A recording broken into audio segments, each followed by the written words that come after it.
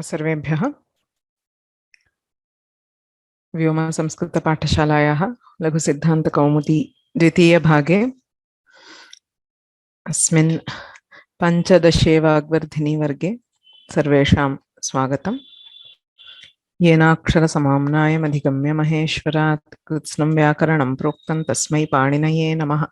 वाक्यकारं वररुचिं भाष्यकारं पतञ्जलिं पाणिनिं सूत्रकारं च प्रणतोऽस्मि मुनित्रयम्। नत्वा सरस्वतीं देवीं शुद्धां गुण्यां करोम्यहं पाणिनीयप्रवेशाय लघुसिद्धान्तकौमुदीम्।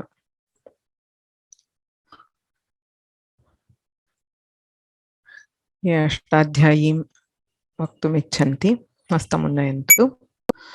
आदौ 41तः 61तमसूत्रपर्यन्तं वदामः, ततः अग्रे गच्छामः।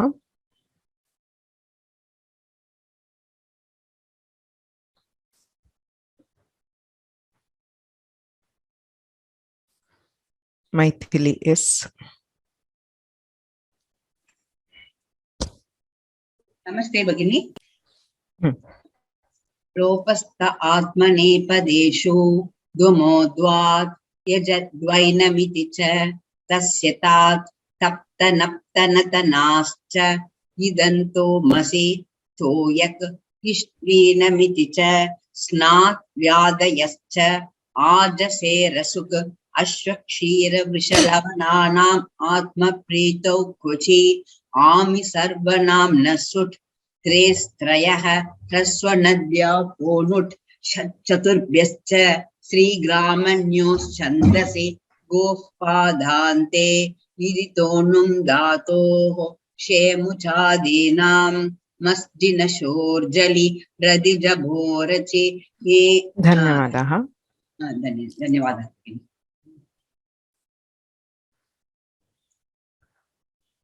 चित्रानारायणन्। नमस्ते भगिनी। मम कण्ठस्थि नास्ति भगिनी, पठामि एव। चिन्ता नास्ति, वदतु वदतु। अस्तु। लोपस्थ आत्मनेपदेषु ध्वमोद्वात् यजद्वैनमिति च तस्य तात तप्त नप्त नतनाश्च। अस्तु भगिनी।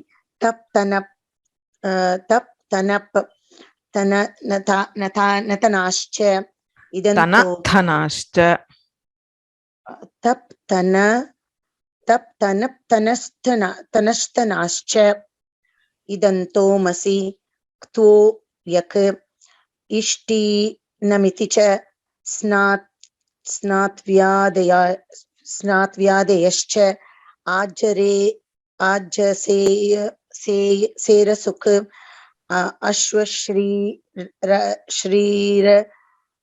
श्रीरवृषलवणानाम् आत्मप्रीतौ क्यचि आमि सर्वनाम्नः सुट् त्रेस्त्रयः ह्रस्वनद्यापो नुट् षट्चतुर्भ्यश्च श्रीग्रामण्योश्छन्दसि गोः पादान्ते इदितोऽनुं धातोः शेमुचादीनां मश्चिनश्चोर्झलि रदिजभोरचि। धन्यवादाः। धन्यवादः भगिनी।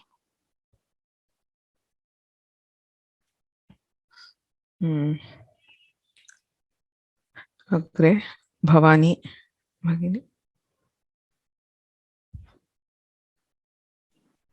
नमस्ते भगिनी। अग्रे ज्ञायते वा 81पर्यन्तं? पठामि भगिनी। पठतु। रदिजभोरचि नेट्यलिटि रथेः रभेर शब्लिटोः लभेश्च आङ्गोयि उपात् प्रशंसायाम् उपसर्गात् खल्गयोः न सुदुर्भ्यो केवलाभ्यां विभाषा चिन्नामुलोः उगिदचां सर्वनामस्थाने धातोः युजेरसमासे नपुंसकस्य झलचः इकोचि विभक्तौ तृतीयादिषु भाषित पुंस्कं प्रवद्गानवस्य अस्थिदधिस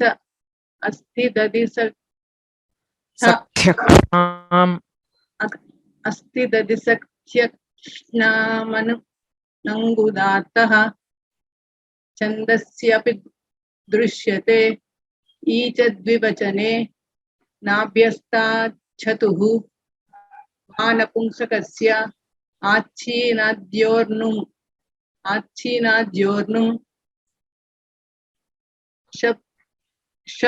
शप्सिनोर्नित्यं शप्ष्यनोर्नित्यं सम्यक् शप्सिनोर्नित्यं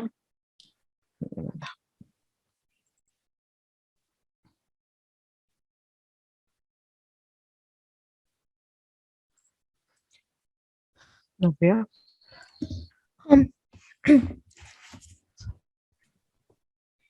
रथिज भोरचि नेट्यलिटि रथेः रभेरशब्लिटोः लभेश्च आङ्गोयी उपात् प्रशंसायाम् उपसर्गात् कल्घयोः न सुदुर्भ्यां केवलाभ्यां विभाषा चिण्डमुलोः उगिदचां सर्वनामस्थाने धातोः युजेर समासे नपुंसकस्य झलचः इकोचि विभक्तौ तृतीयादिषु भाषितपुंस्कं पुंवद्गालवस्य अस्थिदधिसख्यक्ष्णामनङ्गुदात्तः छन्दस्यपि दृश्यते ईचद्विवचने नाभ्यस्ताच्छतुः वानपुंसकस्य आच्छीनद्योर्नुम् शप्शनोर्नित्यम्। सम्यक् उत्तमम्। धन्यवादाः।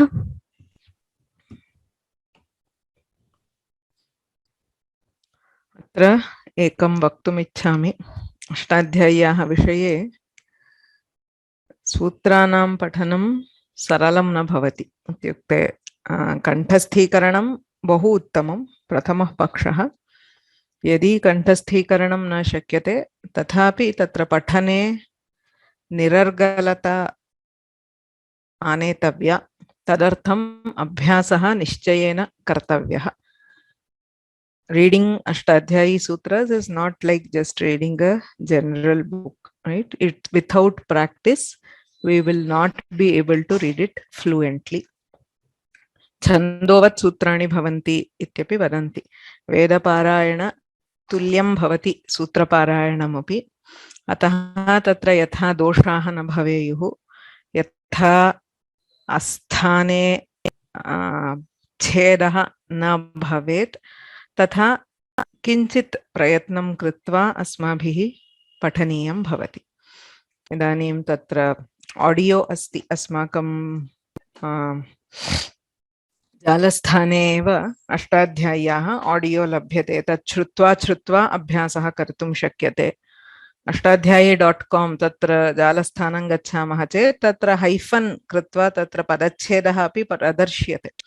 तदाधारेण यदा वयं पठामः तदा पठनं सम्यक् भवति। तदर्थं निश्चयेन सर्वैः यत्नः करणीयः इति मम अपेक्षा। प्रतिदिनम् अत्र यः अंशः अस्ति तस्य पारायणार्थं तु 10 निमेषाः अपि न भवन्ति, किन्तु तादृशं समयं दत्वा तत्र पारायणस्य अभ्यासं कुर्मः चेत् सम्यक् भवति। कौमुदी मूले अस्मिन् पर्याये अधिकं किमपि नास्ति। उमादेवी। नमस्ते भगिनी।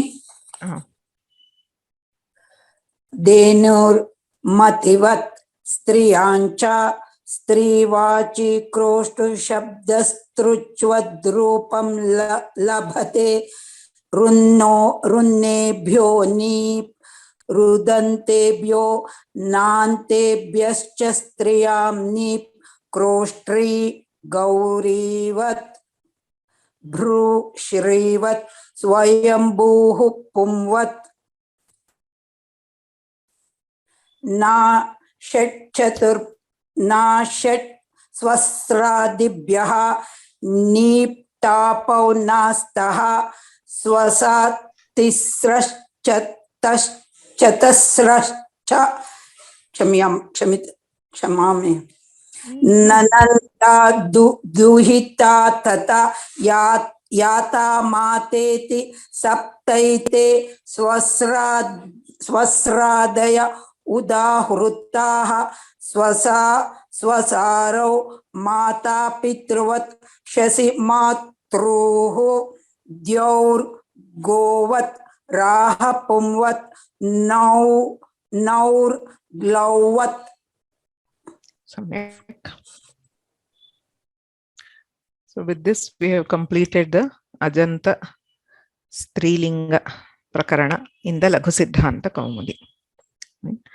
So we will quickly go through what we learned in the last week before taking any questions.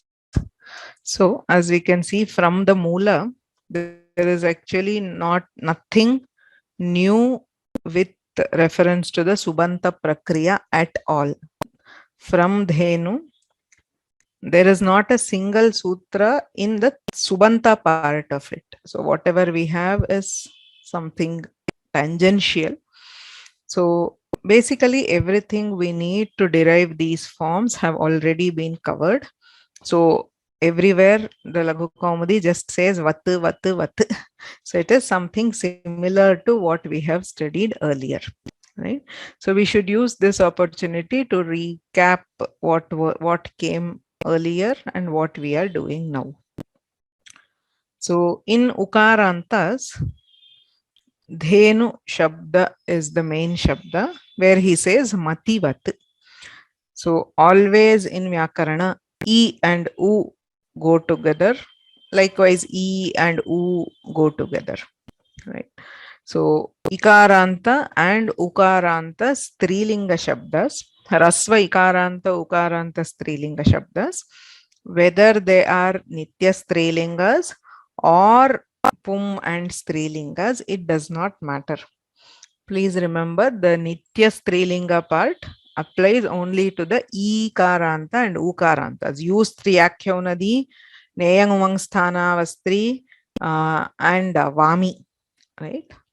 So all there we have Idu Dantau Nitya Strilingau Nadi Samnyaustaha.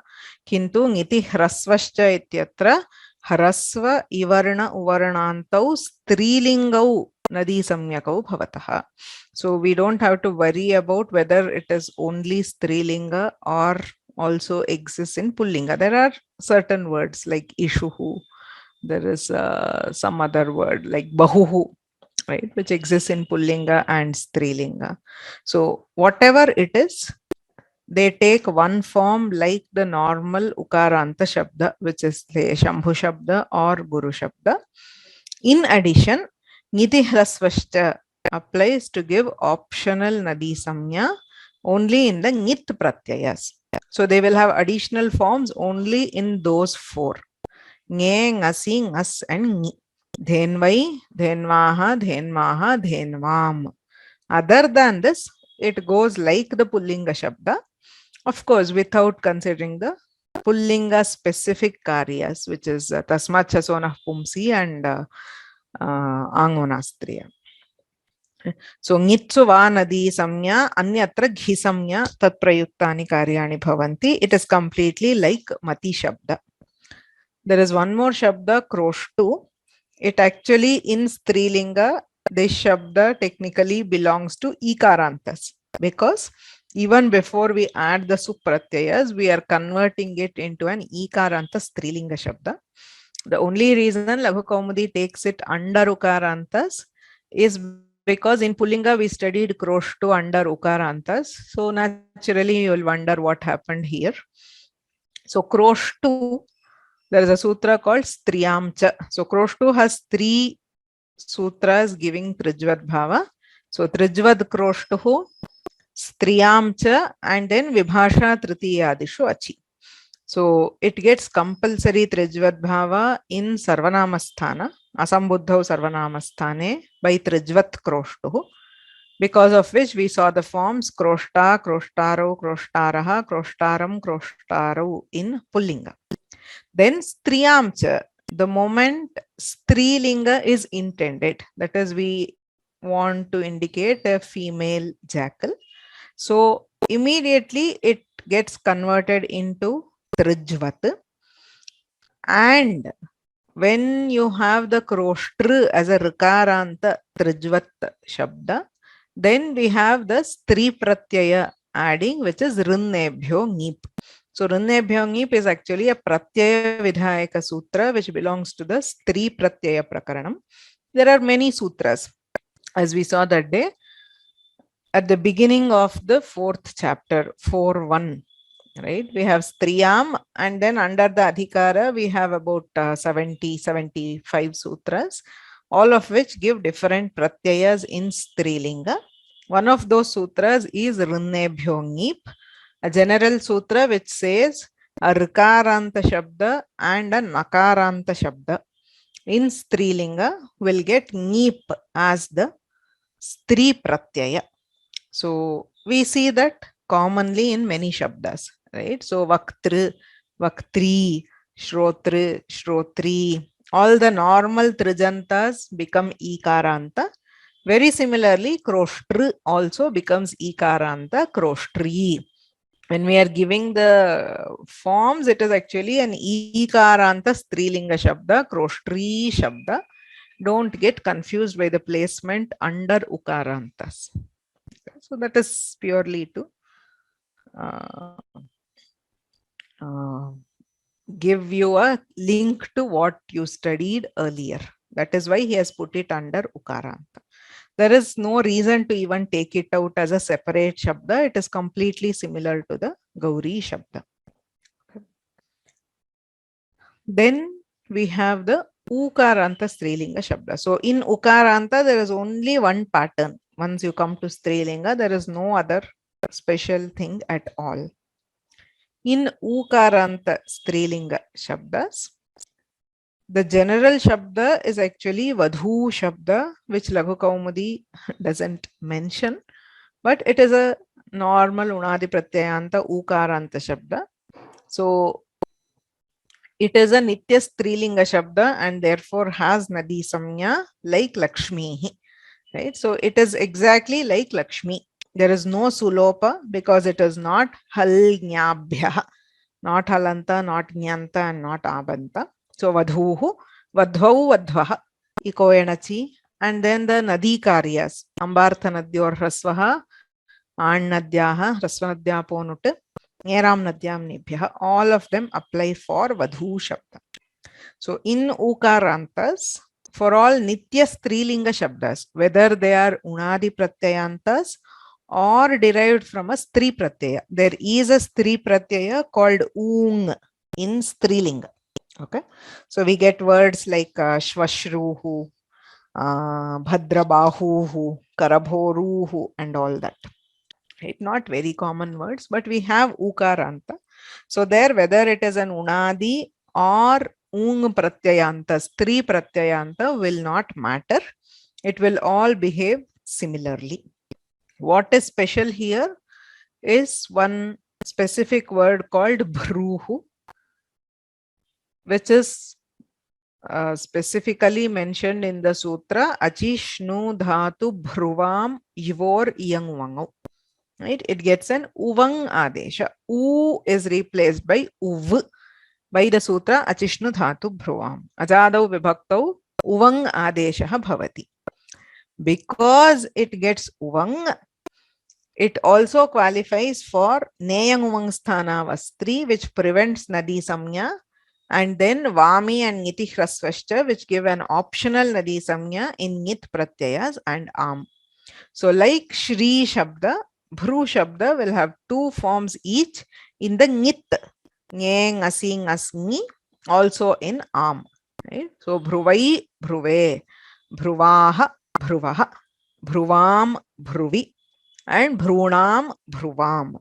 Two forms each. Everywhere else, it is similar to the Uvang, right? Instead of Iyang, you put Uvang, you get Bhruvau, Bhruvaha, Bhruva, Bhrubhram, Bhrubhyam, Bhrubhihi, etc.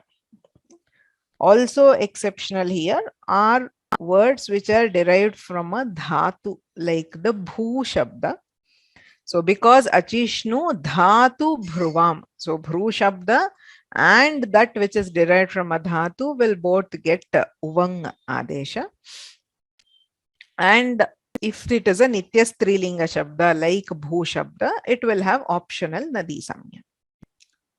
If it is derived from a dhatu but is not nitya strilinga, right? Like we have swayam bhavati, it is swayambhu or swabhu, all these shabdas which are used similarly in both pullinga and strilinga. So in that case, there is no special nadi karya which happens because there is no nadi samya. It will be exactly like what we did in pullinga. We get achishnu dhatu bhruvam yor yangu. Right? That is for swayambhuhu, swabhuhu, etc. If there are other words where yan is possible, then we will also get yan, either eranekachaha or achishnu dhatu bhruvam, similar to pullinga.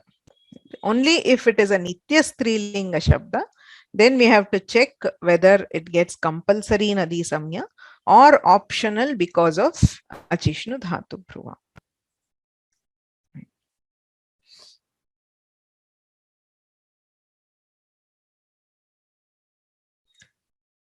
Then when we move on to rikaranta strilinga shabdas, there are actually only 7, only 5 original words and then 2 adeshas.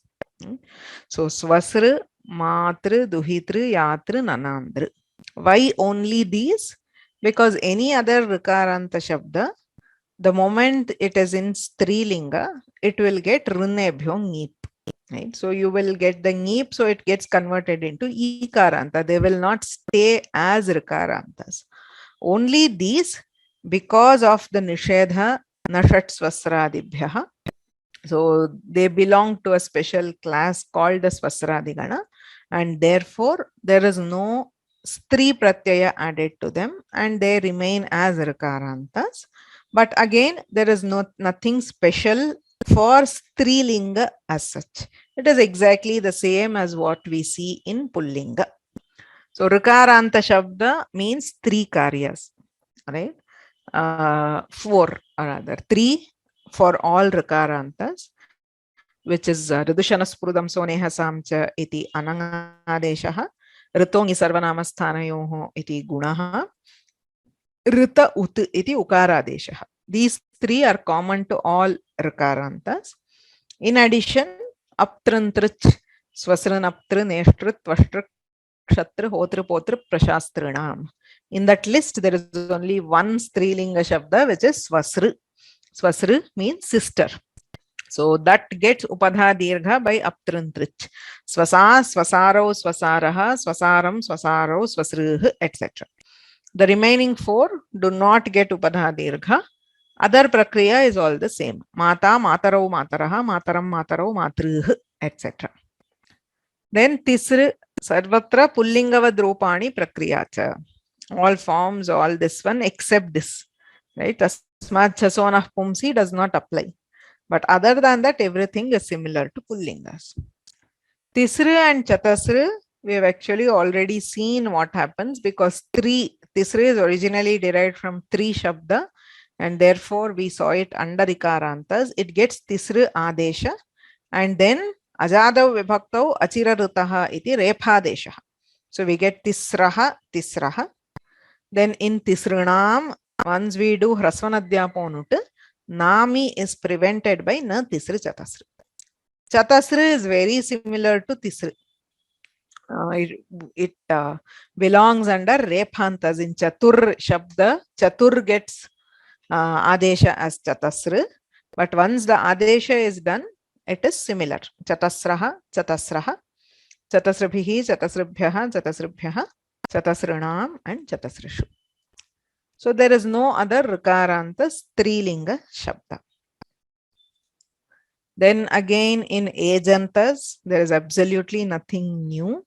We have dyo shabda, which is like go shabda. Right? So gotonit gives an idvad bhava, which leads to vriddhi by achoiniti. So dyauhu, dyavau, dyavaha. In and shas, there is akara as the ekadesha. Dyam, dyavau, dyaha. Otherwise, it's all echo yava yavaha. Dyava, dyobhyam, dyobhihi, dyave, dyobhyam, dyobhyaha, dyoho. So, dyo and us, we have ngasinga saushchaiti purva rupam. So, dyoho, dyobhyam, dyobhyaha, dyoho, dyavoho, dyavam, dyavi, dyavoho, dyoshu. Rai shabda is used in both Pullinga and Strilinga. Artha bheda may be there, but no difference in forms or prakriya. So rayo hali iti haladau vibhaktau akaradeshaha. Ajadau vibhaktau tu ayadeshaha. Raha rayau rayaha. Nau shabde tu sarvatra ajadau vibhaktau avadeshaha. Nauhu navau navaha navam navau ityadi. Anyatra kimapi karyam nasti. Right? So if you have any questions, you can ask.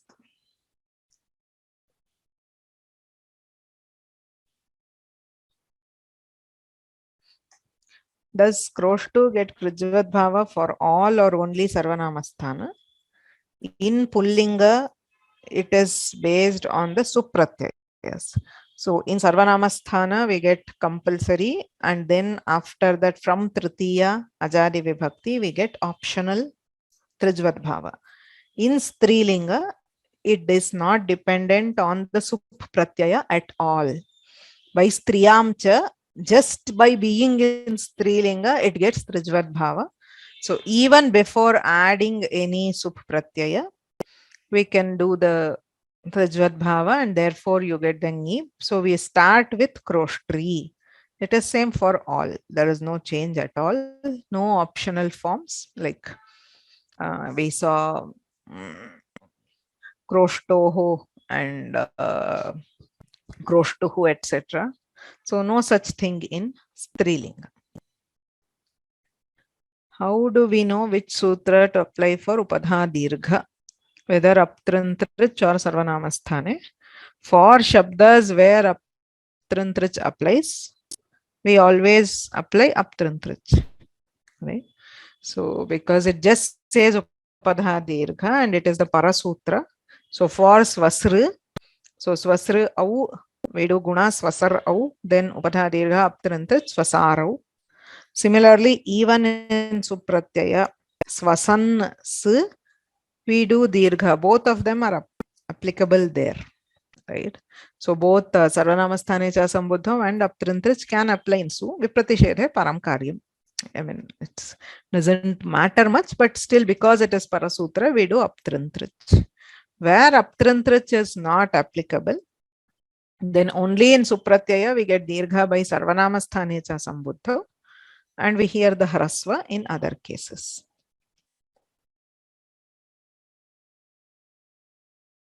Okay. There's a question which says, what do you mean by Avayava Dhatu? I don't know what the question means. Please clarify. I don't know if I said Avayava Dhatu, but I'm not sure what it was. Right?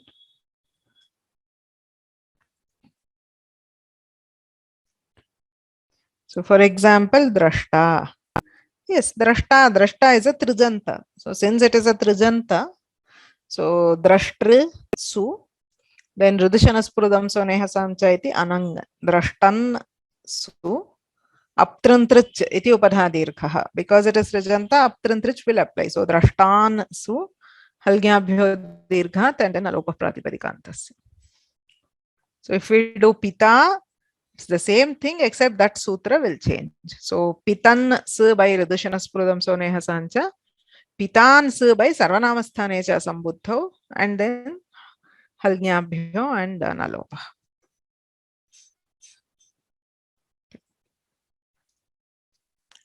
So why do we need another sutram for Kroshtu in Strilinga? If we don't have the sutra, what will happen?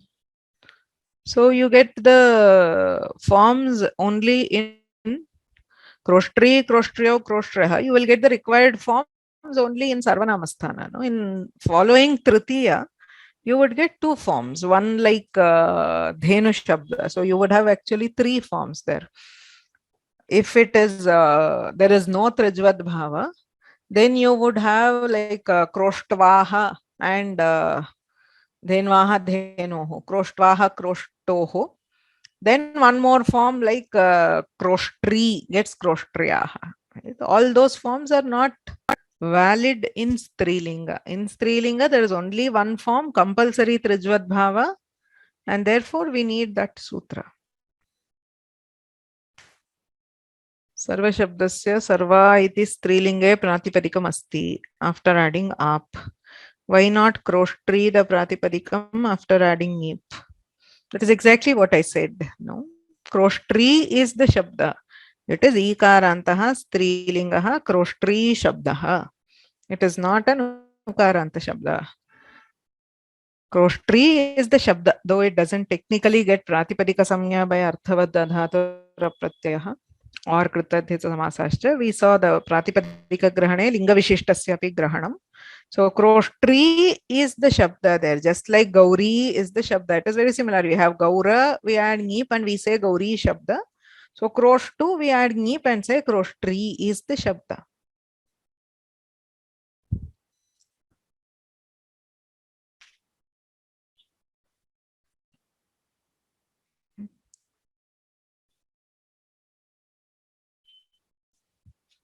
Can you explain Achoyaniti? Okay, so any specific question about Achoyaniti? Ajantasya angasya vruddhihi syat niti niti cha pratyaye pare. An ajanta anga, when followed by a nyit, nyakara being it, or a nit pratyaya, will get vruddhi. That is the meaning of Achoyaniti. Okay. So we see Achoyaniti very commonly in dhatus. Right? Say you have bhu dhatu and you have a ghani pratyaya. Bhu and a, it is a nyit pratyaya. So we get vruddhi. So it becomes bhau and a and then bhava. Similarly, if you have a nit pratyaya, like the same nich pratyaya. Right? So bhu and I of the nich, we get bhau, I and bhavi. In Subantas, we don't have any pratyaya which is either nyit or nit by itself. No, swabhavataha nyitvam nitvam nasti supratyayeshu. So we have atidesha nidvat bhava in cases like Sakhyara Sambuddhau and Gotonit. Right? So where the pratyaya behaves like nit, so we do the vruddhi. Sakhi becomes sakhai. Go becomes gau. There is a question where can you please explain Strilinga Shabdas equivalent to the Pullinga Shabdas? So there is a list of what we studied in Pullinga. Ha, papi, pradhi, gramani, sukhi. See, the single line answer is unless it is a Abanta Shabda or a Nitya Strilinga Shabda, there is no change. What happened in Pullinga happens in Strilinga. So as we saw, the Strilinga Karyas are centered on one Abanta in Akarantas, right? So if it is Abanta, then we will have something special. If it is not Abanta, like if you have a random Strilinga word, say Avyutpanna Samnya Shabda, like haha, it will be like haha. There is nothing special. We are not doing anything special in Strilinga. Similarly, in Ikaranta and Ukaranta, all the karyas depend on Nadi Samnya. And Nadi Samnya depends on Nitya Strilinga.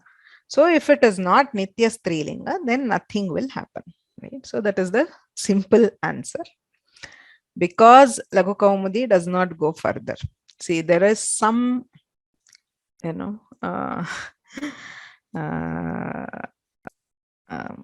some Shastra Vichara in the Siddhanta Kaumudi about this. But for now, that is the simplest one, right?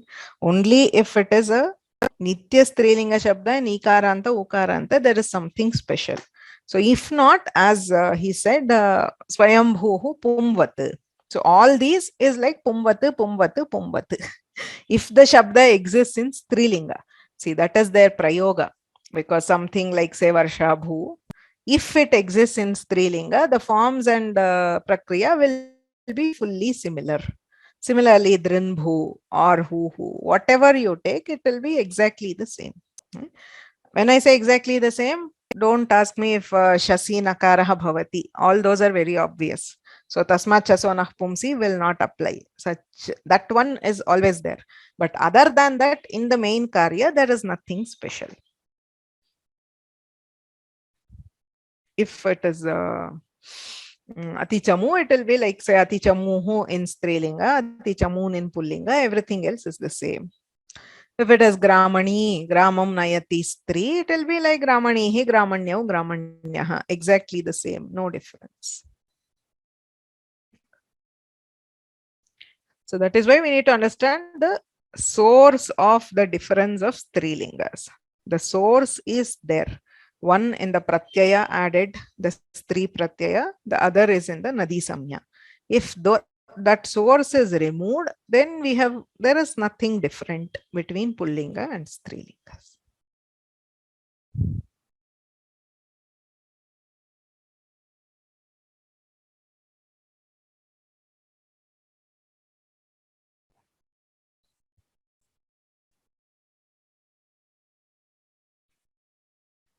Okay, let's move on to Vakvardhini. So the first question was about Nadi Samya, an overview of Nadi Samya.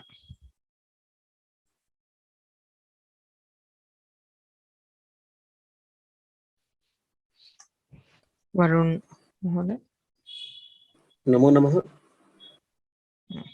श्रूयते वा श्रूयते नमस्ते भगिनी नदीसंज्ञा विधायकानि सूत्राणि अष्टाध्याय्यां प्रथमाध्यायस्य चतुर्थपादे आकाडारादेका संज्ञा इति अस्मिन् अधिकारे तृतीयसूत्रात् आरभ्य षष्ठसूत्रपर्यन्तं चत्वारि सूत्राणि नदीसंज्ञा विधायकानि सूत्राणि सन्ति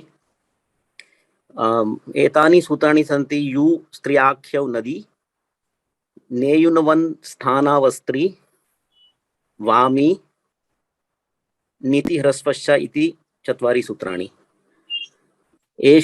एषु प्रथमं मुख्यं च नदी संज्ञा विधायकं सूत्रम् अस्ति यु स्त्रियाख्यौ नदी अनेन सूत्रेण दीर्घ इकारान्तानां दीर्घ उकारान्तानां च नित्यस्त्रीलिंग शब्दानां नदी संज्ञा विधीयते तत्र वार्तिकमेकमपि ज्ञातव्यं प्रथम लिंग ग्रहणं च समासे उपसर्जनत्वे अपि स्त्रियाख्यस्य नदी संज्ञकस्य पूर्वं यद् नदीत्वं तदनुवर्तते तत्र उदाहरणानि सन्ति नदी लक्ष्मी वधू इत्यादयः प्रथम लिंग ग्रहणं च इति अस्य प्रसिद्धम् उदाहरणं बहुश्रेयसी इति अति लक्ष्मी इति च द्वितीयं सूत्रम् अस्ति नेयुनुवन् स्थानवस्त्री सूत्रार्थः अस्ति यनुवनोः स्थितिर्ययोः तावी दूतौ नदी संज्ञौ न स्तः न तु स्त्री अर्थात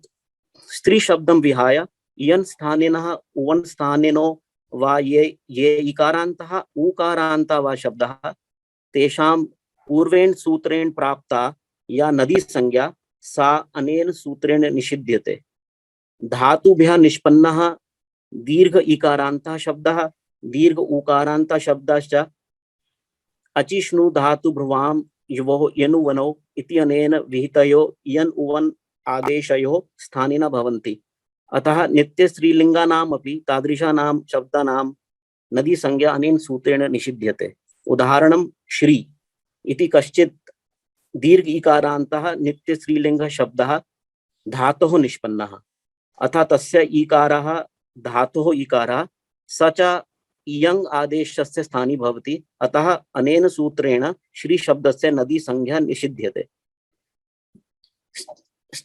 स्त्री शब्दस्तु इयङ् स्थानी अपि सूत्रे अस्मिन् अस्त्री इति उक्तत्वात् नदी संज्ञा प्राप्नोति एव सः विशेषशब्दः।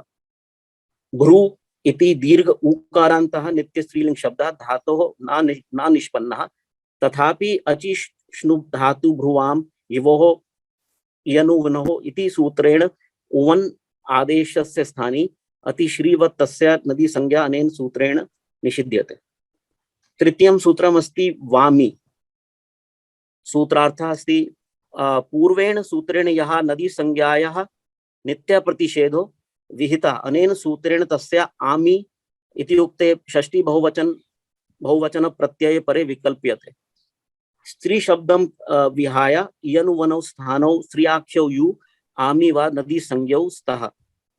अस्य उदाहरणमस्ति श्री।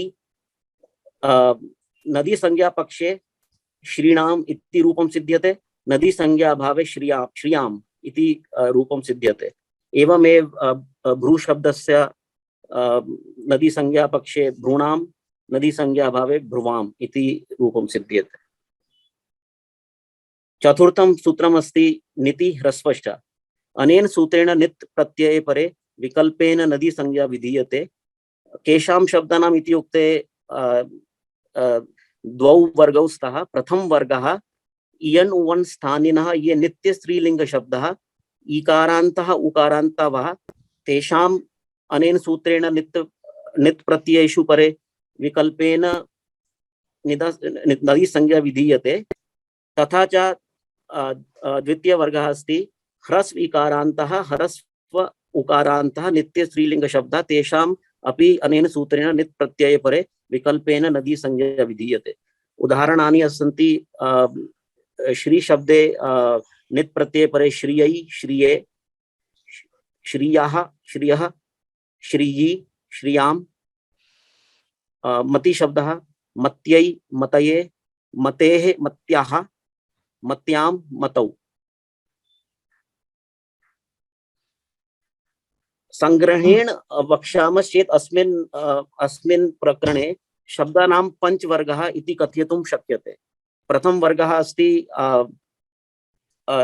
इयन् उवन् स्थानिनः दीर्घ इकारान्तः दीर्घ उकारान्तः शब्दः तेषां नेनुवन् स्थानावस्त्री इति निषिद्धः नदी संज्ञा आमी गित्सु च विकल्पेन पुनर्विधीयते।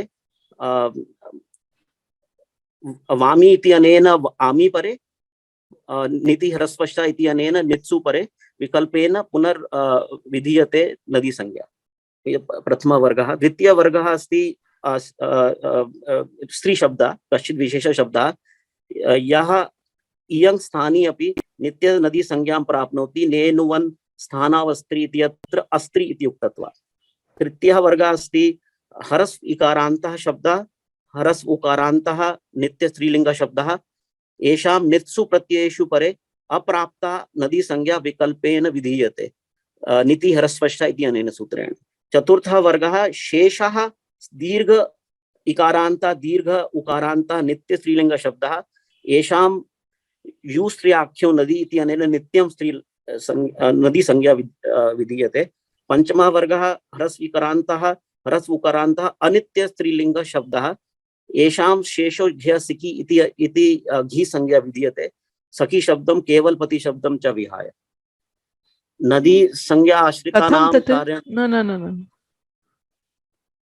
तत्र ह्रस्व इकारान्त उकारान्त शब्दः नित्य स्त्रीलिंगो वा अनित्य स्त्रीलिंगो वा उभयथापि विकल्पेन नदी संज्ञा भवति, तदभावे घि संज्ञा भवति। वर्गद्वयं नास्ति तत्र। आम् आम् यदा यदा तृतीय वर्गः मया उक्तः यदा गित्सु प्रत्ययेषु परे अप्राप्ता नदी संज्ञा विकल्पेन विधीयते नदी संज्ञा अभाव पक्षे घी संज्ञा एव विधीयते। सत्यं, तत्र नित्यस्त्रीत्वं नापेक्ष्यते ह्रस्व इकारान्त उकारान्त। सत्यं सत्यं सत्यं सत्यं। अन्तिमः अंशः नदी संज्ञा आश्रितानां कार्याणाम् उल्लेखः। नदी संज्ञाम् आश्रित्य कार्याणि भवन्ति सम्बुद्धौ अम्बार्थ नद्योर्ह्रस्वः यथा हे नदी इति। गित्सु प्रत्ययेषु परे आण्डद्यः इति आडागमः आटश्च इति वृद्धि इति कार्ये भवतः नेरां नद्यां नीभ्य इति अनेन नी प्रत्ययस्य आम् आदेशः भवति। ह्रस् नद्यापो नुट् इति आम् प्रत्ययस्य नुडागमः भवति। तावदेव। सम्यक्, बहु सम्यक् आसीत्। विशिष्य तत्र वर्गीकरणं यत् कृतं बहु उत्तमम् आसीत्। तत्र विशिष्य पञ्चमः वर्गः तु मया ऐ वास् एक्स्पेक्टिङ्ग् ईकार दीर्घ ईकारान्त उकारान्ताः अनित्यस्त्रीलिङ्गाः, ये नित्यस्त्रीलिङ्गाः न ते नदीसंज्ञां न प्राप्नुवन्ति इति पञ्चमः। तत्र प्रथमः यथा भवता उक्तं बहु सम्यक् आसीत्। सो स्त्रीलिङ्ग शब्दस् नित्य स्त्रीलिङ्ग ईकारान्त ऊकारान्त नित्य स्त्रीलिङ्ग शब्दस् which are iyang uvang sthanas tesham ami ngitsu cha vikalpena bhavati. Okay.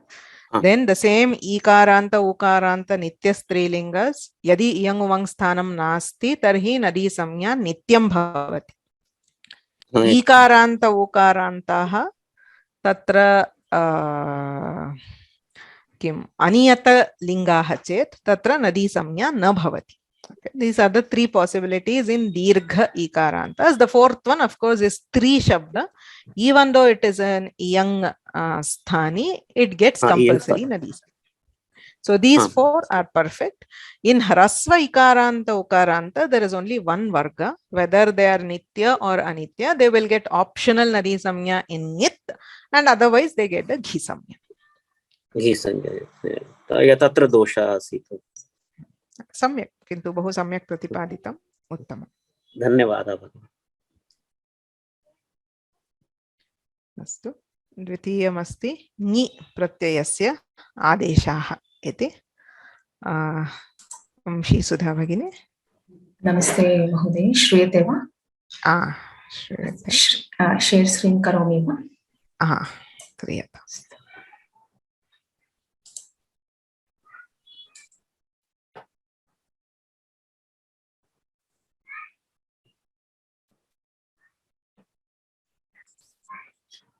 दृश्यते वा? मम स्क्रीन् दृश्यते वा महोदय? दृश्यते भगिनि. दृश्यते. अस्तु. ओम गुरुभ्यो नमः. अद्य द्वितीयप्रश्नस्य उत्तरं दातुं प्रयते. द्वितीयप्रश्नः अस्ति पुल्लिङ्गे स्त्रीलिङ्गे प्रकरणे नी प्रत्ययस्य आदेशाः इति द्वितीयप्रश्नः अस्ति. तत्र अनेका भेदाः अपि सन्ति. तस्य विषये यदा अग्रे गच्छामः तस्मिन् विषये चर्चां कुर्मः. पुल्लिङ्गे स्त्रीलिङ्गे बहुषु स्थलेषु नी प्रत्ययस्य आदेशः दृश्यते. तेषु विशिष्टानि पञ्चसूत्राणि एव सन्ति. तत्र नेरां नद्यां नीभ्यः इदुभ्याम् औत् अच्छगेः नसिन्योः स्मात् स्मिनौ इति पञ्चसूत्राणि सन्ति. तेषां विवरणम् अद्य कर्तुं प्रयत्नं करोमि. अस्तु, यदा गच्छामः तत्र तस्य विषय विवरणमपि दास्यामि.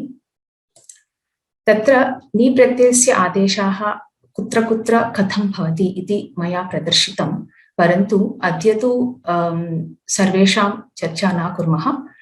यत्र यत्र पञ्चसूत्राणि मया उक्तं तेषाम् एव विवरणम् अद्य कुर्मः. प्रथमं तु अदन्तपुल्लिङ्गशब्दः अदन्तस्त्रीलिङ्गशब्देषु तत्र कुत्रापि नी प्रत्ययस्य ते पञ्चसूत्राणि कार्यं नास्ति. आकारान्तपुल्लिङ्गशब्दः अपि च आकारान्तस्त्रीलिङ्गशब्दाः तस्मिन् तु आकारान्तस्त्रीलिङ्गशब्दाः तस्मिन्नेव नेरां नद्यां नीभ्यः इत्यस्य कार्यमस्ति.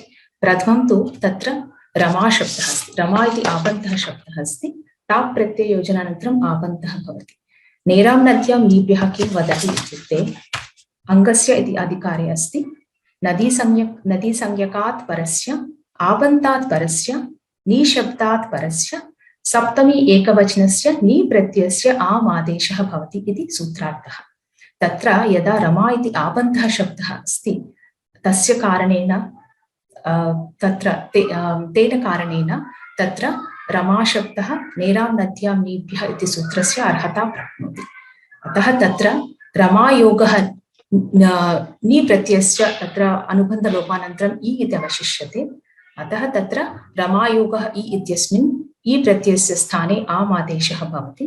तस्मात् अनन्तरं याडापः इति सूत्रेण तत्र याडागमः भवति।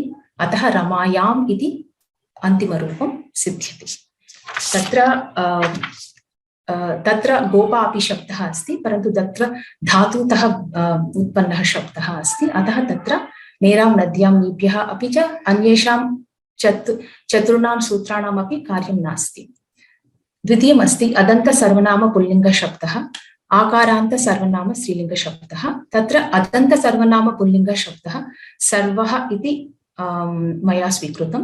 तत्र सर्वयोगः इ इत्यस्मिन् नसिन्यो स्मात् स्मिनो इत्यस्य सूत्रस्य विशिष्टसूत्रमस्ति, तस्यैव कार्यमस्ति।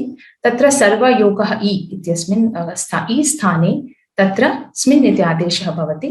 सूत्रार्थः किमस्ति इत्युक्ते तत्र अतः सर्वनाम्नः नसिन्योः एतौ स्तः इति सूत्रार्थः अस्ति। तत्र सर्वनामः शब्दः भवेत् इत्युक्ते सर्वादिगणे ये शब्दाः पठिताः सन्ति, सर्वादीनि सर्वनामानि इति सूत्रेण ये शब्दाः तत्र पठिताः सन्ति तेषाम् एव सर्वनाम संज्ञा प्राप्नोति। अतः सर्व इति प्रथमः शब्दः अस्ति, तस्य सर्वनाम संज्ञा प्राप्नोति। अतः नसिन्यो स्मात् स्मिनो इति सूत्रेण तत्र नी प्रत्ययस्य स्मिन् आदेशः भवति। अतः तत्र सर्वस्मिन् इति अन्तिमरूपं भवति। अस्तु, तत्र आकारान्त सर्वनाम स्त्रीलिङ्गशब्दाः सर्वा इति शब्दः अस्ति। सर्वा इति आबन्तः अस्ति। यदा सर्वशब्दः अस्ति तस्मात् अनन्तरं ताप् योजनानन्तरं तत्र सूत्रमस्ति अजाद्यटष्टाप् इति सूत्रेण तत्र सर्वदा अदन्तशब्दस्य परे तत्र टाप् इति प्रत्ययः विधानं भवति। अतः सर्वा इति शब्दः स्त्रीलिङ्ग सर्वनामशब्दः, सामान्य स्त्रीलिङ्गशब्दः भवति। सर्वायोगः इ इत्यस्मिन् तत्रापि आबन्तः इति कारणात् नेरां नद्यां नीभ्यः इति सूत्रेण तत्र आम् आदेशः भवति। तस्मात् अनन्तरं सर्वनाम्नस्राट् ह्रस्वस्य इति सूत्रेण तत्र स्य इति आदेशः आगमः भवति। क्षम्यतां, तत्र सर्वनाम्नस्याड् ह्रस्वस्य इत्यनेन तत्र कार्यद्वयम् अस्ति। अत्र आबन्तः परस्य नित् प्रत्ययस्य एकं तु स्याट् आगमः अस्ति, तथा च अङ्गस्य ह्रस्वत्वं भवति। अतः तत्र सर्वस्याम् इति रूपं भवति। सर्वनाम्नस्याड् ह्रस्वस्य इति आमि सर्वनाम्न सुट् इत्यस्य परत्वात् एव कार्यं करोति, यतोहि परसूत्रमस्ति, अपि च तत् विशिष्टसूत्रमस्ति। तत्र सर्वनाम्नः स्याड् ह्रस्वस्य इति कारणेन तत्र सर्वनामशब्दे एव भवति, अपि च आबन्तशब्दे परे एव भवति। तस्मात् कारणात् तत्र अस्य अनेन सूत्रेण एव कार्यं भवति। तत्र प्रश्नः उदयति, किमर्थं नसिन्यो स्मात् स्मिनो इत्यस्य प्रसक्तिः किमर्थं नास्ति?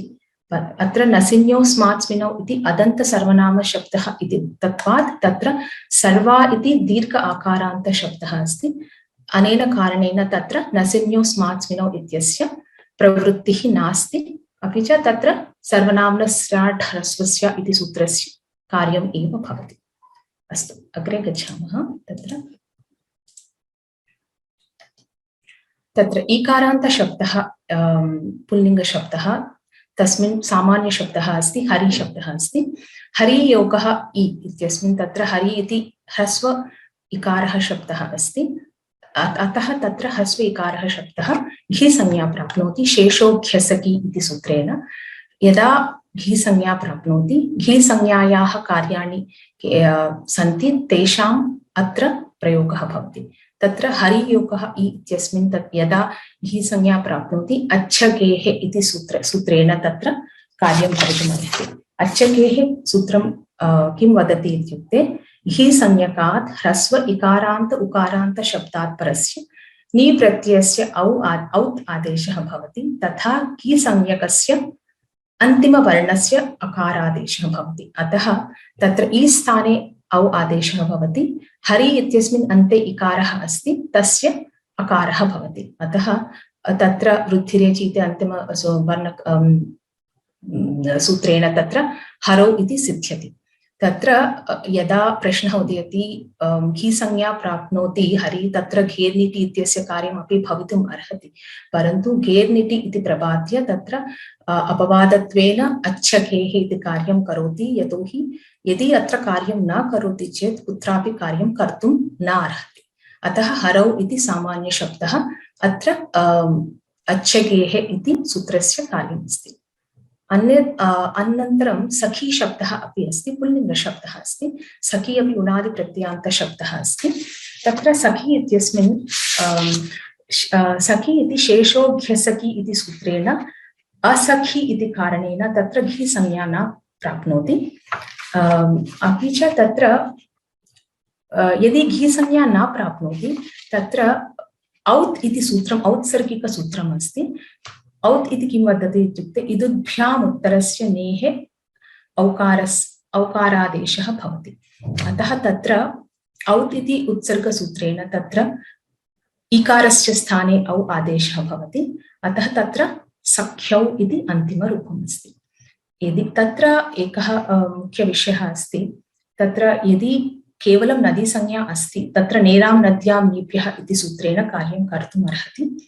यदि घी संज्ञा अस्ति अच्छघेः इति सूत्रस्य कारणेन तत्र कार्यं भवितुम् अर्हति, परन्तु औत् इति सूत्रं केवलं सखी शब्दः अपि च पति शब्दयोः एव कार्यं करोति। यतः तत्र घी संज्ञा शब्दः घी संज्ञा अपि भवितुम् अर्हति, नो चेत् तत्र नदी संज्ञा अपि भवितुम् अर्हति। अतः तत्र इकारः शब्दः यदा घी संज्ञा न प्राप्नोति एकमेव शब्दः अस्ति तत्र सखी शब्दः, तस्मात् कारणात् सखी शब्दस्य एव तत्र औत् इति सूत्रस्य प्रवृत्तिः अस्ति। तत्र ईकारान्त स्त्रीलिङ्गशब्दाः मति इति सामान्यशब्दः अस्ति। मति इति तिन् प्रत्ययशब्दः अस्ति। तत्र मति इति ह्रस्व इकारान्तशब्दः अस्ति, अतः घी संज्ञा प्राप्नोति। शेषोघ्यसकी इति सूत्रेण घी संज्ञा प्राप्नोति। तत्र विशिष्टसूत्रस्य कारणेन निति ह्रस्वस्य इति सूत्रस्य कारणेन नदी संज्ञा अपि प्राप्नोति। तत्र प्रक्रिया अग्रे मया प्रदर्शिता मया। तत्र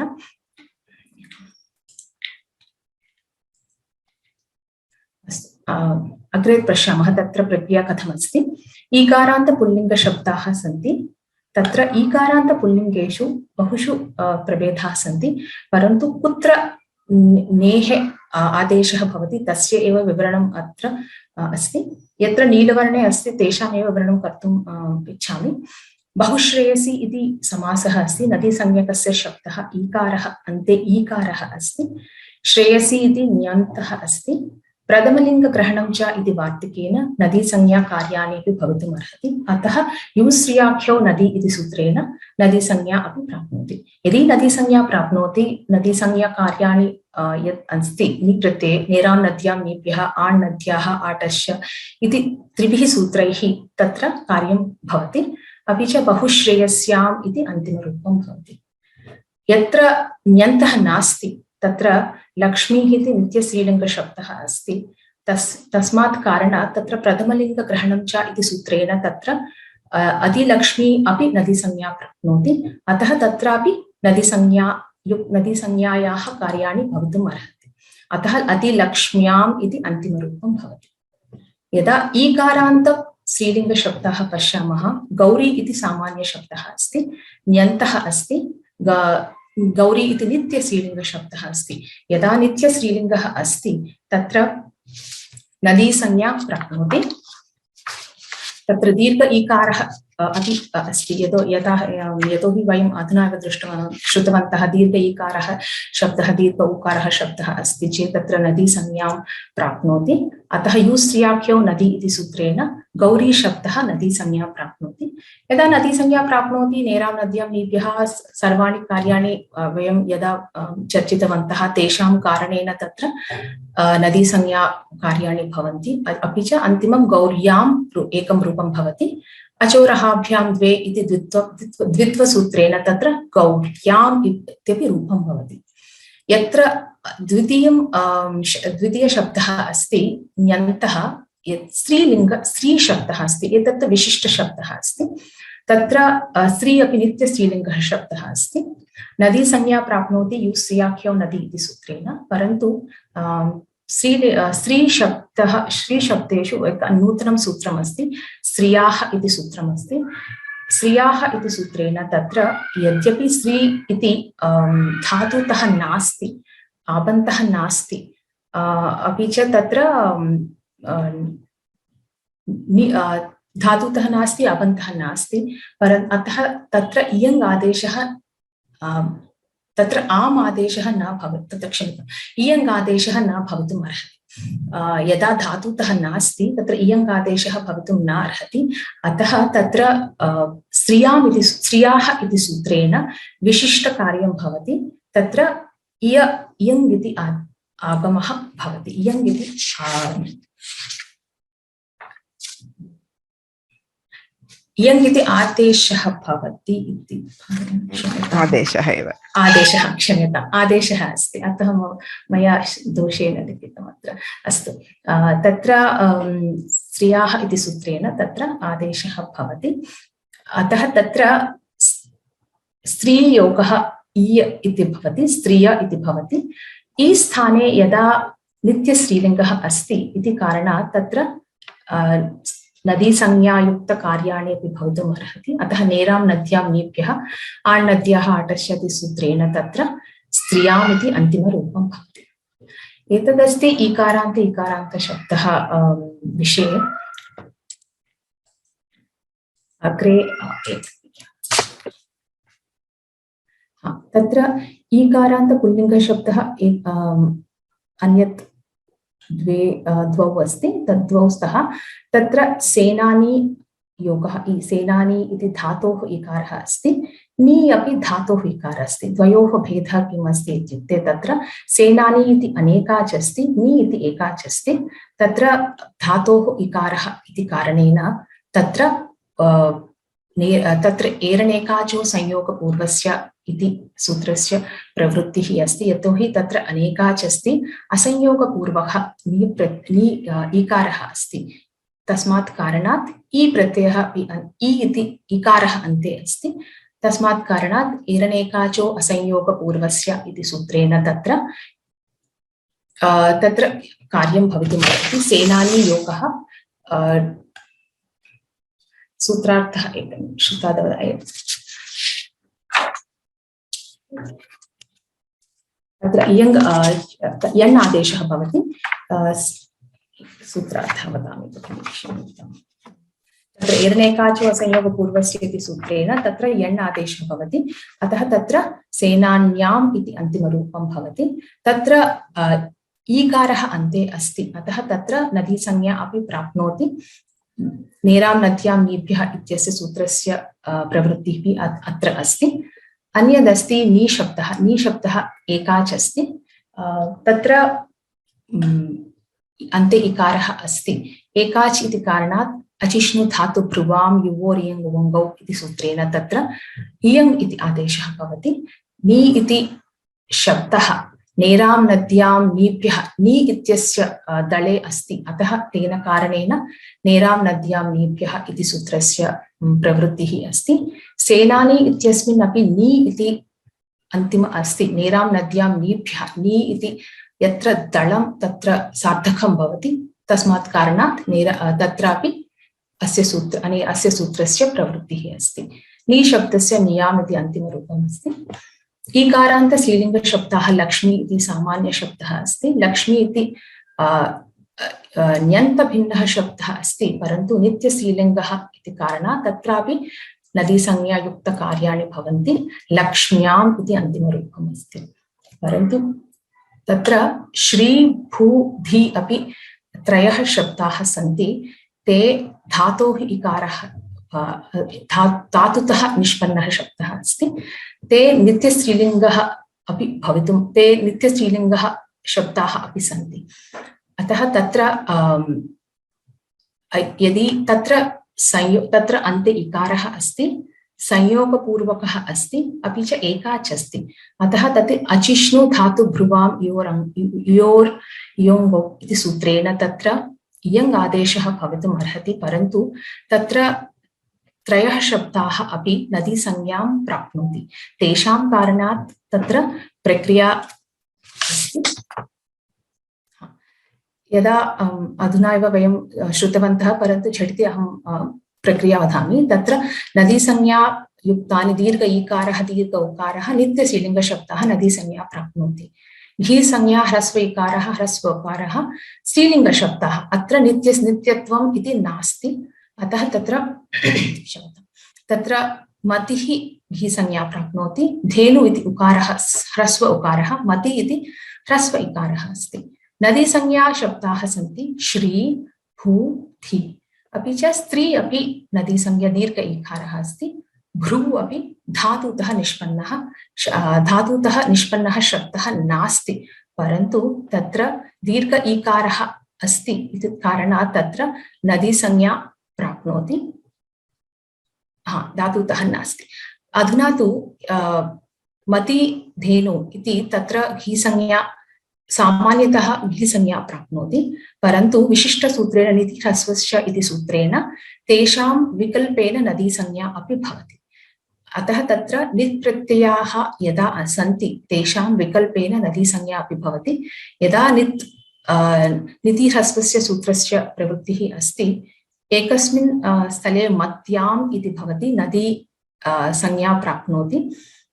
इदुभ्याम् इति सूत्रमस्ति। इदुभ्यां सूत्रम् इति सूत्रेण तत्र नदी संज्ञा प्राप्नोति। आण्नद्याः आटस्य एतत्तु सर्वं सामान्यसूत्राणि अस्ति। यदा नदी संज्ञां न प्राप्नोति तत्र शेषोऽभ्यसति इति सूत्रेण मतौ इति रूपं भवति। तत्र अच्छकेः इति सूत्रस्य कार्यं भवति, अपि च वृद्धिरेचि। अतः तत्र घीसंज्ञायाः शब्दाः यदि सन्ति तेषाम् एतादृशरूपं भवति। यदा नदीसंज्ञाः अस्ति तत्र नदीसंज्ञायाः कार्यं तत्र धातुतः अस्ति। श्री भू धी इति धातुतः अस्ति। अचिष्णु धातु भ्रुवां युवोर् यङौ इति सूत्रेण तत्र इयङ् आदेशः भवितुम् अर्हति। यदा इयङ् आदेशः भवितुम् अर्हति तेषां निषेधः भवति। नियङ् उवङ् स्थानावस्त्री इति सूत्रेण नदीसंज्ञायाः निषेधः भवति। निषेधः अनन्तरं निति ह्रस्वस्य इति सूत्रेण पुनर्विधानं भवति। नदीसंज्ञायाः विधानं भवति नित् प्रत्ययेषु।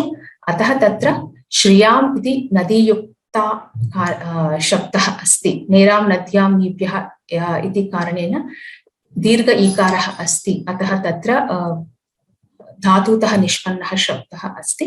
दीर्घ ईकारान्त नित्यस्त्रीलिङ्गशब्दः अस्ति। तस्मात् कारणात् श्रियाम् इति रूपं भवति। यत्र नदीसंज्ञा नास्ति उत्सर्गरूपेण धातुतः यदा निष्पन्नः शब्दः अस्ति, अतः अचिष्णु धातु भ्रुवां युवोर् यङौ इति सूत्रेण इयङ् आदेशः भवति। श्री इति रूपं भवति। तत्र श्रीशब्दः श्रियाम् इति श्रियाः इति सूत्रेण इयङ् आदेशः भवति। तत्र तस्य निषेधः कदापि न भवति।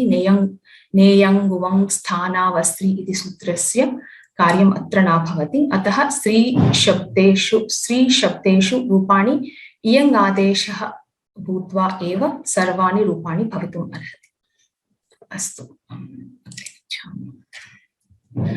तत्र ऊकारान्त पुल्लिङ्गशब्दः अस्ति। ऊकारान्त स्त्रीलिङ्गशब्दः धेनु अस्ति। ऊकारान्त पुल्लिङ्गशब्दः शम्भु इति हरिवत् एव भवति। तत्र घेर्निटि इति प्रबाद्य अच्छकेः इति सूत्रं भवति। अतः शम्भौ हरौ इति यदा रूपं भवति शम्भु अपि घीसंज्ञा प्राप्नोति, यतोहि तत्र उकारः ह्रस्व उकारः अस्ति। तत्र शम्भौ इति रूपं भवति। अत्र उकारान्त स्त्रीलिङ्गशब्देषु धेनु इति उनादिप्रत्ययान्तशब्दः अस्ति। धेनु अपि मतिवत् यदा वयम् अधुना दृष्टवन्तः मतिवत् एव रूपद्वयं भवितुम् अर्हति। एकं तु नदीयुक्ता शब्दः अस्ति धेन्वां, यदि नदी संज्ञा नास्ति विकल्पेन ही संज्ञा भवति, धेनौ इति रूपं भवति। तत्र तु अन्यत् तु उकारान्त पुल्लिङ्गशब्दः क्रोष्टु शब्दः अस्ति। क्रोष्टु शब्दः तत्र नी प्रत्यये विभाषा तृतीया दिशु अचि इति सूत्रेण तत्र तृज्वद्भावः विकल्पेन भवति। तत्र तु एकस्मिन् स्थले तृज्वद्भावः अस्ति, अन्यस्मिन् स्थले यदा उकारः अस्ति, क्रोष्टु इत्यस्मिन् उकारः अस्ति, तत्र भीसंज्ञा अपि प्राप्नोति। अतः तत्र यदा तृज्वद्भावः अस्ति ऋतोनि सर्वनामस्थानयोः इति सूत्रेण गुणः भवति, क्षम्यतां तत्र क्रोष्टरी इति रूपं भवति। तत्र घीसंज्ञा यदा अस्ति तत्र अच्छकेः इत्यस्य सूत्रात् तत्र इकारस्य स्थाने औकारः भवति। यतोहि तत्र क्रोष्टु शब्दः नदी, तत्र घीसंज्ञा अस्ति, नदीसंज्ञा नास्ति, अतः अच्छकेः इति कारणेन इकारस्य औ भवति, ऊकारस्य ह्रस्व अकारः भवति। अतः तत्र क्रोष्टौ इति रूपम् अन्तिमरूपं भवति। अत्रापि तत्र अच्छकेः इति कार्यं भवति, तत्र रूपद्वयम् अस्ति। उकारान्त स्त्रीलिङ्गशब्देषु क्रोष्ट्री यदा वयं दृष्टवन्तः अधुना एव, तत्र क्रोष्टु इति शब्दः यदा अस्ति विभक्तिप्रत्ययात् पूर्वमेव स्त्रियां च इति सूत्रेण तृज्वद्भावः भवति। ऋणेभ्यो नीप् इति सूत्रेण नीप् इति नीप् इति तत्र क्रोष्टु शब्दस्य प्रत्यय योजनं भवति, तत्र क्रोष्ट्री इति रूपं भवति। क्रोष्ट्री इति स्त्रीलिङ्गशब्दः रूपम् अस्ति। तत्र सर्वत्र क्रोष्ट्री एव मूलरूपम् अस्ति, यदि स्त्रीलिङ्गविवक्षायां वयं कर्तुम् इच्छामः। तत्र यदि दीर्घ ईकारः अस्ति इति कारणात् नदी संज्ञा अपि प्राप्नोति। क्रोष्टी ई तत्र आण्नद्याः आटश्च इति सूत्रेण क्रोष्ट्याम् इति अन्तिमरूपं भवति। अत्रापि नेरां नद्यां नीभ्यः इति सूत्रेण कार्यं भवति, यतोहि तत्र दीर्घ ईकारः अस्ति, अपि च स्त्रीलिङ्गशब्दः अस्ति इति कारणात् तत्र नदीसंज्ञा प्राप्नोति। अन्तिमम् अस्ति ऊकारान्त पुल्लिङ्गशब्दः अस्ति। ऊकारान्त पुल्लिङ्गशब्देषु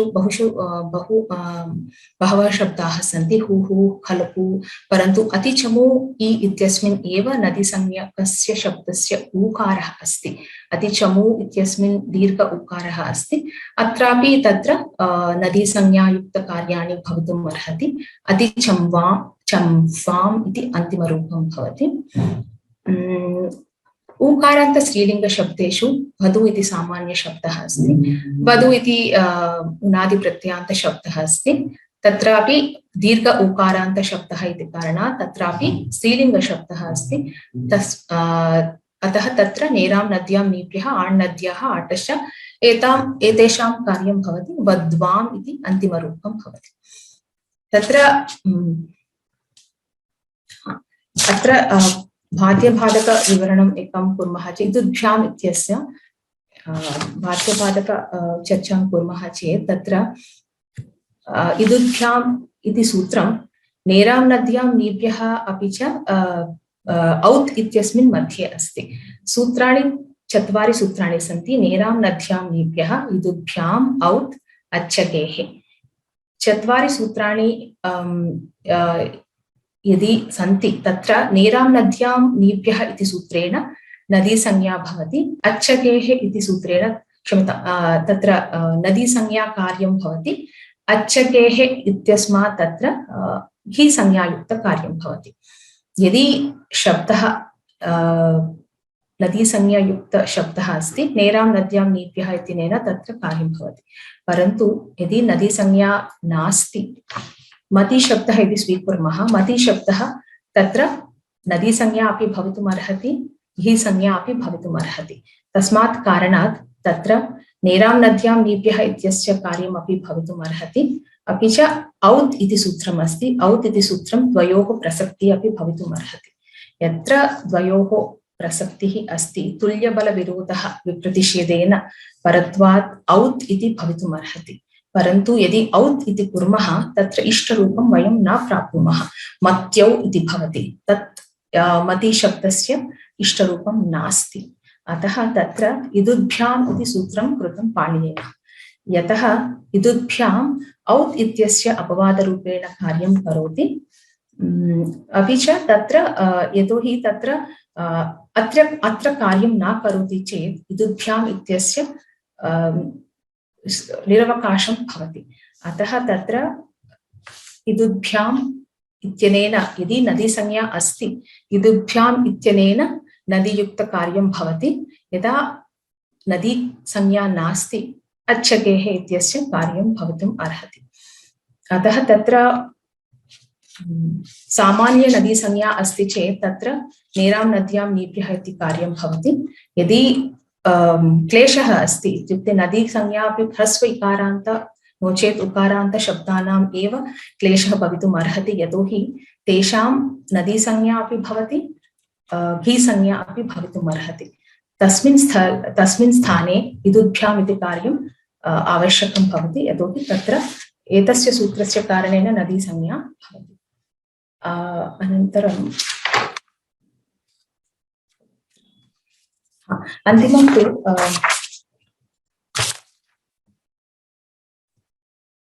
पञ्चसूत्राणि यदा मया उक्तं तत्र नेरां नद्यां नीभ्यः इति सूत्रस्य उदाहरणानि रमा इति आबन्धशब्दः अस्ति, गौरी इति ञन्तः शब्दः अस्ति, सेनानी इति नी इति शब्दः अस्ति। तत्र उदाहरणत्रयं मया प्रदर्शितम्। इदुभ्याम् इत्यस्य मति अपि च धेनु, मति इति ह्रस्व इकारान्तः, धेनु इति ह्रस्व उकारान्तः शब्दः अस्ति। तेषां तत्र कार्यं भवति। औत् तु सखी शब्दे एव अपि च पति शब्दे एव कार्यं कर्तुम् अर्हति, यतोहि औत्सर्गिकरूपेण नदीसंज्ञा अपि नास्ति, घीसंज्ञा अपि नास्ति। अच्छकेः इति घीसंज्ञायुक्त सूत्रमस्ति, अतः हरि शब्दे तस्य प्रयोगः भवति। नसिन्यो स्मात्स्मिनो इति सूत्रं तु सर्वनामशब्देषु एव कार्यं करोति, अतः तस्य उदाहरणमस्ति सर्वशब्दः अस्ति, पुल्लिङ्गशब्दः अस्ति। तावदेव महोदय, धन्यवादः। सम्यक्. So very comprehensive and detailed analysis of all the shabdas. कथं ङि प्रत्ययस्य किं किं भवति इति। तत्र केचन दोषाः परिष्करणीयाः सन्ति, टङ्कनदोषाः प्रायेण। सर्वस्याम् इत्यत्र स्याड् इति आगमः दीर्घः भवेत्। स्त्रियः इत्यत्र दीर्घः न भवेत्, स्त्रियः इत्यस्ति।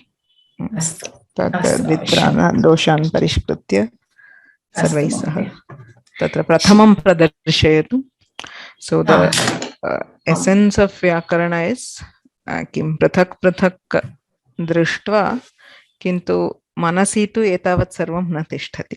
अतः तत्र व्याकरणस्य सूत्रस्य किं लाघवम् इति प्रश्नः भवति किल। यतोहि तत्र भाष्यकारः व्याकरणस्य प्रयोजनं किम् इति महाभाष्ये यथा वर्णयति, तत्र लघु असन्देह किं तत् मया वाक्यं झटिति विस्मृतं। लघ्वसन्देहाः प्रयोजनम् आगम, रक्षोहागम लघ्वसन्देहाः प्रयोजनम् इति व्याकरणस्य प्रयोजनं भाष्यकारः वदति। रक्षा ऊहः आगमः लघु इति। तत्र बहूनां तत्र सन्देहः भवति, कथं लघुत्वं व्याकरणस्य। व्याकरणं तु बहु बृहदेव किल अस्ति, तत्र वैशाल्यमेव बहु अधिकमस्ति, तत्र लाघवं कथम् इति यदा प्रश्नः भवति तदा इदानीम् अत्रैव वयं ज्ञातुं शक्नुमः। एवम् एतावन्तः शब्दाः अस्माभिः दृष्टाः। एकैकं शब्दं यदि वयं पृथक् पृथक् कृत्य पश्यामः, तस्य स्मरणं सर्वथा न शक्यं बुद्धौ। एकैकं शब्दं वयं पृथक् कृत्य पश्यामः चेत् तत्र व्याकरणस्य किं लाघवम् इति चेत् एतदेव तत्र विशिष्य 4 सूत्राणि एकत्रैव सन्ति ङेरां नद्यां नीभ्यः इदुद्भ्याम् औ तच्चघेः सः खण्डः पुनश्च ङसिङ्योः स्मात् स्मिनौ एतावत् स्मर्यते चेत् एतेषां सर्वेषामपि शब्दानां सप्तम्यन्तरूपाणि कथं भवन्ति इति लाघवेन वयं स्मर्तुं शक्नुमः. Right? So sutras are the most concise and the most, the shortest way to actually remember lots of information. What happens is when we take just Rama Shabda and think there are so many sutras, it looks as if the sutra prapancha is much bigger and it is easier to remember just the Rama Shabda. Right? But as and when we add on the shabdas, the number of addition of sutras is lesser, right? So it is only then when we try to cover many more shabdas, then we realize the laghava of sutras. Atra spashtam jnayate tatra kimasti ङेः आदेशाः इत्युक्ते एतावदेव स्मर्तव्यम्. घिसंज्ञा अस्ति चेत् अच्चघेः इत्यनेन अकारः उकारः भवति. नदी संज्ञा अस्ति चेत् आमादेशः भवति. तत्र ङेरां नद्यां नीभ्यः ह्रस्व इकारान्त उकारान्तश्चेत् इदुद्भ्याम् इत्यनेन. उभयं नास्ति चेत् नदी संज्ञापि नास्ति घिसंज्ञापि नास्ति चेत् औत् इति भवति. तावदेव तत् सरलम्. पुनश्च आबन्तेभ्यः आमादेशः भवति. अदन्त सर्वनामशब्दः अस्ति चेत् स्मिन्नादेशः भवति. अतः अनेन क्रमेण सूत्रक्रमेण वयं लघुना मार्गेण बहून् शब्दान् आसादयितुं शक्नुमः. धन्यवादः भगिनी, सम्यक् प्रतिपादितं.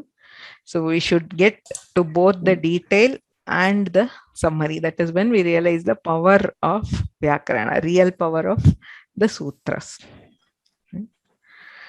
अस्तु, प्रायेण समाप्तम्. एकां प्रहेलिकां दृष्ट्वा अद्यतनवर्गं वयं समापयामः. So there's a small riddle, व्याकरण riddle. यदि पूर्वमेव दृष्टं तर्हि तैः उत्तरम् मास्तु. पश्यामः. लक्ष्म्या वै जायते भानुः सरस्वत्यापि जायते अत्र षष्ठीपदं गुप्तं यो जानाति स पंडितः इति समस्या. किमुच्यते? भानुः. भानुः नाम सूर्यः, रविः. सो लक्ष्म्या जायते, सो सरस्वत्या अपि जायते इति वाक्यं. लक्ष्म्या वै जायते भानुः सरस्वत्या अपि जायते. अत्र किमस्ति? लक्ष्म्या इति तृतीयान्तं, भानुः इति प्रथमान्तं, सरस्वत्या इति पुनः तृतीयान्तम्, अन्यत् क्रियापदम् अस्ति. किन्तु का समस्या? अत्र षष्ठीपदं गुप्तम्. षष्ठी विभक्त्यन्तः शब्दः अत्र अस्ति अस्मिन् वाक्ये. यः जानाति स पंडितः इति प्रहेलिका. कुत्र अस्ति षष्ठ्यन्तं पदं? कथम् अर्थसमन्वयः इति चिन्तनीयम्.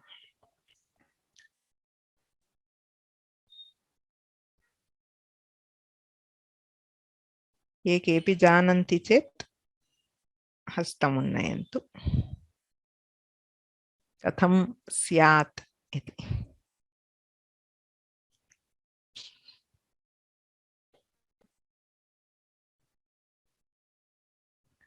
अस्माभिः अधीत एव शब्दः, तदपि क्लू ददामि. अस्माभिः अधीतस्य कस्यचित् शब्दस्य षष्ठ्यन्तम् अस्यां प्रहेलिकायाम् अस्ति.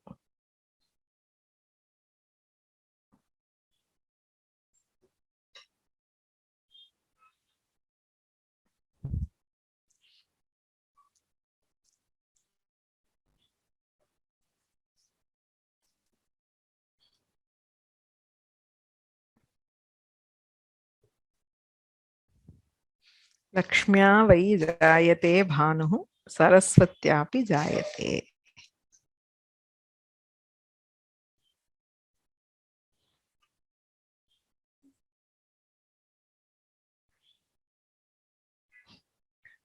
सरस्वत्याः लक्ष्म्याः इत्युच्यते. कथम् अर्थसमन्वयः तत्र? सरस्वत्याः इत्यत्र तु षष्ठी भवितुम् अर्हति। तत्र सन्धिः न भवति। सरस्वत्याः इति षष्ठी अस्ति चेत् सरस्वत्या अपि इति भवेत्।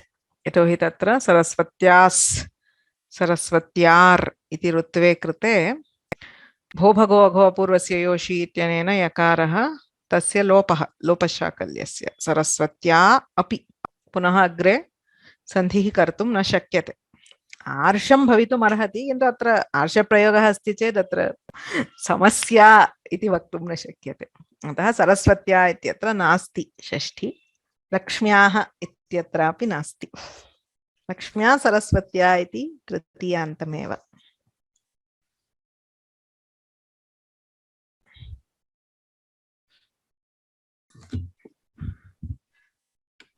नमस्ते। तत्र उच्यताम्। तत्र नृ शब्दस्य षष्ठी विभक्ति अस्ति। नाम तत्र पुरुषस्य तत्र भा नाम दीप्तिः तत्र धनेन लक्ष्म्या अपि भवति, सरस्वत्या नाम विद्यया अपि भवति इति अर्थः। बहु सम्यक्, उत्तमं।